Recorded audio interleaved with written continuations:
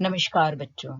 राजकीय मीरा कन्या महाविद्यालय से मैं doctor Monika Dungarwal, associate professor home science, आज आप सभी को होम साइंस के पेपर 2 के बारे में जानकारी देने जा रही हूँ। आप सभी ने जब महाविद्यालय में प्रवेश लिया होगा तो 3 विषयों का चुनाव किया होगा। उसमें से आपका एक विषय है गृह विज्ञान या होम साइंस। आपको हर विषय के 2 पेपर पढ़ने होते हैं। एक होता है पेपर 1 और दूसरा है पेपर 2। तो आज गृह विज्ञान का जो पेपर 2 है उसके बारे में मैं आपको समझाने जा रही हूँ। पेपर 2 का जो नाम है वो है family resource management and interior designing, जिसे कि हिंदी में हम पारिवारिक साधन व्यवस्था एवं आंतरिक सज्जा कहते हैं। गृह प्रबंध जो है यह गृह विज्ञान विषय का एक अत्यधिक महत्वपूर्ण भाग है। आधुनिक समय में जहां एक और विज्ञान एवं तकनीकी विकास के कारण सुख सुविधाओं एवं जीवन स्तर में वृद्धि हुई है, वहीं दूसरी ओर बढ़ती जनसंख्या के कारण संसाधन सीमित होते जा रहे हैं और इन्हीं सीमित संसाधनों के कुशलतम उपयोग एवं प्रबंध द्वारा ही प्रत्येक व्यक्ति अथवा परिवार अपने लक्ष्यों की प्राप्ति कर सकता है। अतः परिवार के सुखी और समृद्ध जीवन के लिए गृहिणी ही नहीं अपितु परिवार के प्रत्येक सदस्य को गृह व्यवस्था अथवा गृह प्रबंध का सैद्धांतिक एवं व्यवहारिक ज्ञान होना बहुत ही आवश्यक होता है। यहाँ पर एक इम्पॉर्टेंट बात है कि जो भी सिलेबस है पेपर 1 का है या पेपर 2 का, उसे 5 इकाइयों में विभाजित किया गया है, यानी कि इकाई 1, 2, 3, 4, 5, इसे हम यूनिट कहते हैं। हमारा जो सिलेबस है वो इंग्लिश में दिया गया है और इस इंग्लिश के सिलेबस को मैं आपको पूर्ण रूप से हिंदी में समझाती चली जाऊंगी, जिससे कि आपको कोई भी दिक्कत ना रहे। तो सबसे पहले जो हम यूनिट 1 की बात कर रहे हैं उसमें सबसे पहले आ रहा है फैमिली रिसोर्स मैनेजमेंट, अर्थात पारिवारिक साधन व्यवस्था कहें या हम पारिवारिक साधन प्रबंध कहें। इसका कॉन्सेप्ट और हमें इंपॉर्टेंस पढ़नी है, अर्थात हमें धारणा और इसका महत्व पढ़ना है। दूसरा पॉइंट है इसके अंतर्गत मैनेजमेंट प्रोसेस, अर्थात मैनेजमेंट प्रोसेस का क्या मतलब हुआ? प्रबंध प्रक्रिया। प्रबंध प्रक्रिया की जब बात करते हैं हम तो इसके अंदर 3 चीजें आती है। उन 3 चीजों को हमने कहा है planning, controlling and evaluation. Planning का मतलब होता है नियोजन करना, कंट्रोलिंग का मतलब होता है नियंत्रण करना और इवैल्यूएशन का मतलब होता है मूल्यांकन करना। अर्थात इन 3 चीजों के द्वारा हम प्रबंध प्रक्रिया को पढ़ेंगे। तीसरा पॉइंट है यहाँ पर फैमिली या परिवार। परिवार जिसके अंदर के आप रहते हैं और परिवार ही किसी भी समाज की धुरी होता है। परिवार समाज की सबसे महत्वपूर्ण आधारीय प्राथमिक इकाई होता है और किसी भी समाज की रचना के लिए यह एक मुख्य भूमिका निभाता है। तो ये जो परिवार है इसका क्या अर्थ है, इसके क्या कार्य है और कितने प्रकार का होता है, जैसे कि यहाँ पे लिखा हुआ है न्यूक्लियर एंड जॉइंट। न्यूक्लियर से मतलब हुआ एकल परिवार और जॉइंट का मतलब हुआ संयुक्त परिवार से। उसके बाद है stages of family life cycle, यानी कि जीवन चक्र जो है पारिवारिक जीवन चक्र, उसकी क्या स्टेजेस हैं, इसके बारे में हम इसके अंतर्गत पढ़ेंगे। फोर्थ पॉइंट है फैमिली वॉन्ट्स, यानी परिवार की आवश्यकताएं।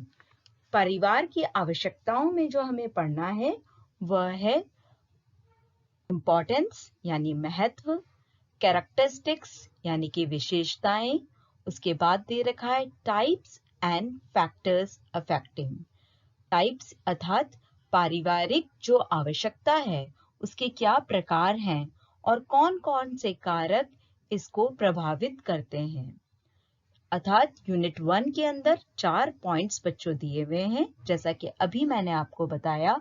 ये 4 पॉइंट है: पारिवारिक, साधन, व्यवस्था या प्रबंध। दूसरा है मैनेजमेंट प्रोसेस यानी प्रबंध प्रक्रिया। तीसरा है परिवार और चौथा है परिवार की आवश्यकताएं। अब हम बात करेंगे यूनिट 2 की। बच्चों, आप सभी को एक रजिस्टर या कॉपी बनानी है और उसके अंदर आपको सबसे पहले अपना ये सिलेबस उतारना है। आप सिलेबस उतारने के लिए अगर इजी तरीका करना चाहते हैं तो आप इसके स्क्रीनशॉट्स ले सकते हैं और फिर आराम से धीरे धीरे इसको उतारेंगे। साथ में आप हिंदी जो मैं समझा रही हूँ इस सिलेबस की, वो आप लिखते जाएंगे, जिससे बाद में भी आपको ये मदद करेगा। तो अब यूनिट 1 की बात हम बात कर रहे हैं यूनिट 2 की। यूनिट 1 के अंदर आपने 4 पॉइंट्स देखे थे, तो यूनिट 2 के अंदर हम स्टार्ट कर रहे हैं। 5th पॉइंट है फैमिली रिसोर्सेज।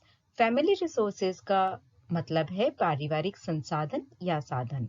हम इसके अंदर पढ़ेंगे इंपॉर्टेंस अर्थात महत्व को, कैरेक्टरिस्टिक्स यानी इसकी विशेषताएं, टाइप्स यानी कि प्रकार, and factor affecting use of resources अर्थात साधन या संसाधन के उपयोग को क्या-क्या कारक प्रभावित करते हैं। 6th पॉइंट को ए और बी 2 पॉइंट्स में बांटा है।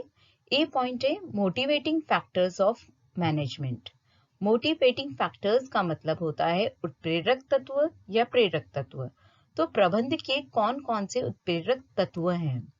गोल्स अर्थात लक्ष्य, वैल्यूज अर्थात मूल्य, एंड स्टैंडर्ड्स और स्तर। देयर मीनिंग्स यानी उनके अर्थ क्या हैं, क्लासिफिकेशंस यानी उनका वर्गीकरण, एंड कैरेक्टरिस्टिक्स अर्थात इनकी विशेषताएं क्या-क्या है। 6th का बी पॉइंट है decision making as crux of management. अर्थात डिसीजन मेकिंग का मतलब होता है निर्णय प्रक्रिया, मैनेजमेंट अर्थात प्रबंध।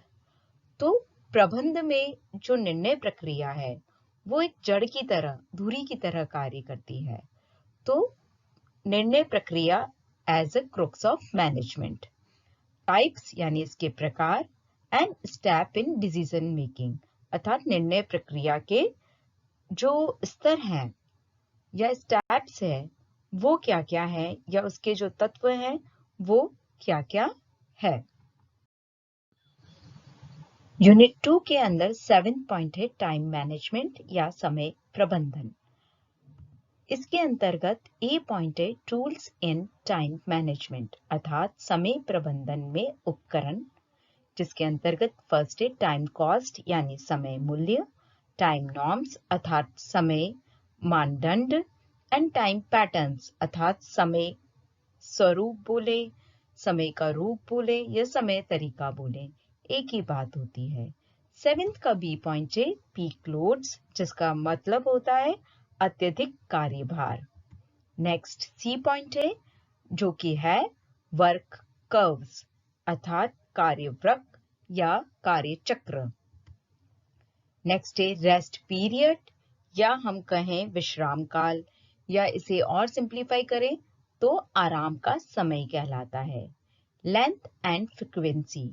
लेंथ का मतलब हुआ लंबाई, फ्रीक्वेंसी का मतलब होता है आवृत्ति, यानी कितनी देर के लिए या लंबाई के लिए आराम का समय है, और फ्रीक्वेंसी यानी आवृत्ति से मतलब हुआ कितनी बार आराम का समय है।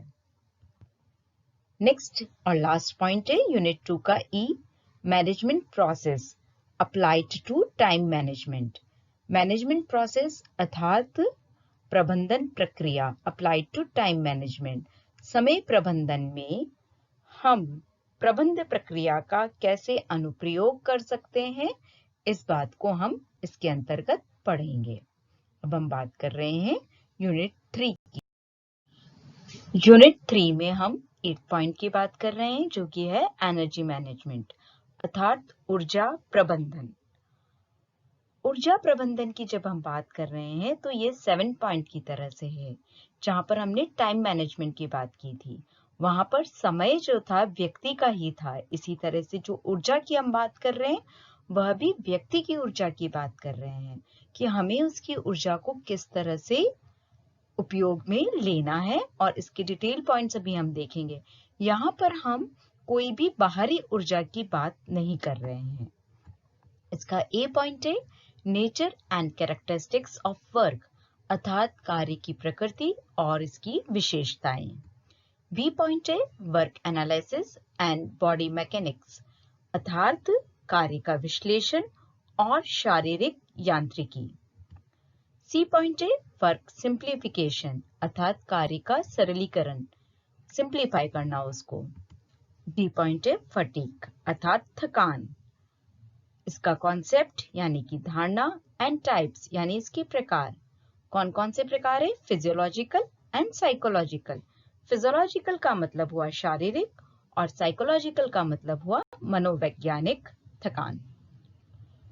के बाद यूनिट 3 का 9 पॉइंट है यूटिलिटी एनालिसिस, अर्थात उपयोगिता का विश्लेषण।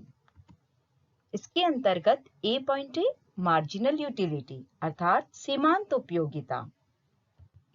बी पॉइंट है डिमिनिशिंग मार्जिनल यूटिलिटी, अर्थात सीमांत उपयोगिता के हास का नियम पढ़ेंगे हम इसके अंतर्गत। सी पॉइंट है principles of substitution and law of equi marginal utility, अर्थात प्रतिस्थापन का सिद्धांत। प्रिंसिपल मतलब सिद्धांत, सब्स्टिट्यूशन यानी कि आपका प्रतिस्थापन, and law of equi marginal utility, अर्थात समसीमांत उपयोगिता का नियम। 10 पॉइंट है आपका time and labour saving equipments. Time and labour saving का मतलब हुआ ऐसे उपकरण जो कि समय को भी बचाते हैं और श्रम को भी बचाते हैं। यानी हम जो घर में काम कर रहे हैं या जो काम करते हैं उसमें हम समय और श्रम को बचाने वाले उपकरणों का कैसे उपयोग करेंगे। तो इसका कॉन्सेप्ट या धारणा क्या है? And importance of house hold equipment, यानी कि घरेलू स्तर पे जो इक्विपमेंट या उपकरण हम काम में लेते हैं उसका क्या महत्व है। अब हम बात कर रहे हैं यूनिट 4 की। इसके अंदर 11 पॉइंट है मनी मैनेजमेंट, अर्थात धन का प्रबंधन या धन प्रबंधन। इसका ए पॉइंट है टाइप्स ऑफ फैमिली इनकम, अर्थात पारिवारिक आय के प्रकार। बी पॉइंट है फैमिली एक्सपेंडिचर, अर्थात पारिवारिक खर्च। सी पॉइंट है budgets and family accounts. Budget को हम हिंदी में बजट ही कहते हैं बच्चों, एंड फैमिली अकाउंट्स का मतलब हुआ पारिवारिक हिसाब किताब बोले हम या पारिवारिक लेखा जोखा बोले। डी है सेविंग सिस्टम, यानी बचत के तरीके कि हम परिवार में जो आय हो रही है उसमें खर्च करने के बाद बचत के लिए क्या सिस्टम या क्या तरीके अपना रहे हैं। एंड इन्वेस्टमेंट्स, यानी उस बचत को हम किस तरीके से निवेश कर रहे हैं या इसका विनियोजन कर रहे हैं। यूनिट 4 के अंदर ही आपका 12 पॉइंट है, वह है कंज्यूमर इकोनॉमिक्स, अर्थात उपभोक्ता अर्थशास्त्र। इसके अंतर्गत ए पॉइंट है मार्केट, अर्थात बाजार।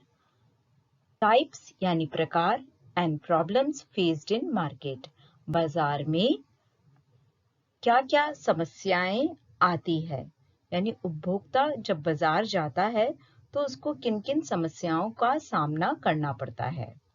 बी है कंज्यूमर्स प्रॉब्लम्स, अर्थात उपभोक्ता की समस्याएं। राइट्स, अर्थात उसके क्या अधिकार है। एंड रिस्पॉन्सिबिलिटीज, अधिकार के साथ साथ उसकी क्या जिम्मेदारियां है। सी पॉइंट है government aids and protection to consumers. Government aids का मतलब हुआ सरकार के द्वारा दी जाने वाली सहायता। एंड प्रोटेक्शन टू कंज्यूमर, अर्थात उपभोक्ता को क्या क्या संरक्षण दिया जा रहा है, मतलब क्या सहायता दी जा रही है और क्या संरक्षण दिया जा रहा है। अब हम बात कर रहे हैं यूनिट 5 की। यह आपका लास्ट इकाई है या लास्ट यूनिट है। यूनिट 5 के अंदर 13 पॉइंट है हाउस प्लानिंग अर्थात आवास की योजना, आवास योजना या घर की योजना। इसके अंतर्गत ए पॉइंट है advantages and disadvantages of owned and rented house. Owned यानी स्वयं का मकान, रेंटेड यानी कि किराए का मकान। स्वयं के मकान और किराए के मकान के क्या लाभ हैं और क्या नुकसान या हानियां हैं। बी सिलेक्शन ऑफ साइट यानी जगह का चुनाव या स्थान का चुनाव किसके लिए करना, फॉर ओन हाउस, खुद के घर के लिए स्थान का चुनाव। Different activity area of house, आप दिन भर में डिफरेंट कार्य करते हैं, तो डिफरेंट यानी विभिन्न क्रियाओं के स्थान घर के अंदर, इसके बारे में हम इसके अंतर्गत पढ़ेंगे। सी पॉइंट है प्रिलिमिनरी नॉलेज यानी बेसिक जानकारी या प्राथमिक जानकारी of house hold materials for construction, यानी मकान के निर्माण के लिए जो सामान चाहिए होता है या सामग्री चाहिए होती है उसकी प्राथमिक जानकारी हम इस टॉपिक के अंतर्गत पढ़ेंगे। यूनिट 5 में 14 पॉइंट है प्रिंसिपल्स ऑफ डिजाइन अर्थात कला के सिद्धांत एंड एलिमेंट्स ऑफ आर्ट्स अर्थात कला के तत्व क्या क्या हैं। 15 पॉइंट है सिलेक्शन यानी कि चुनाव एंड केयर यानी कि देखभाल। चुनाव और देखभाल किसकी, फर्नीचर अर्थात हमारे घर के जो फर्नीचर्स है, भले वो बेड है, सोफा है, डाइनिंग टेबल है, जितने भी फर्नीचर्स है, टेबल है, चेयर है, उन सब का चुनाव कैसे करना है, उनकी देखभाल कैसे करनी है या चयन कैसे करना है। फर्निशिंग यानी साज सज्जा के सामान यानी सज्जा के वस्त्र, है ना, मतलब उन फर्नीचर्स के ऊपर जो फर्निशिंग मटेरियल हम यूज कर रहे हैं उसकी बात यहाँ कर रहे हैं, तो उनका चयन कैसे करना है और उनकी देखभाल कैसे करनी है। एंड एसेसरीज, एसेसरीज का मतलब हुआ सहायक चीजें, उनका भी चुनाव और उनकी भी देखभाल हमें कैसे करनी है, ये सारी बातें हम इसके अंतर्गत करेंगे। इसके साथ ही आपका होम साइंस का पेपर 2 का जो सिलेबस मैं आपको समझा रही थी वो यहाँ पर समाप्त होता है। ये सिलेबस आपको एक रजिस्टर या कॉपी के अंदर उतारना है और नीटली आपको ये चीज को लिखना भी है। इसके साथ ही आपका आज का जो ये वीडियो है समाप्त होता है। थैंक यू बच्चों।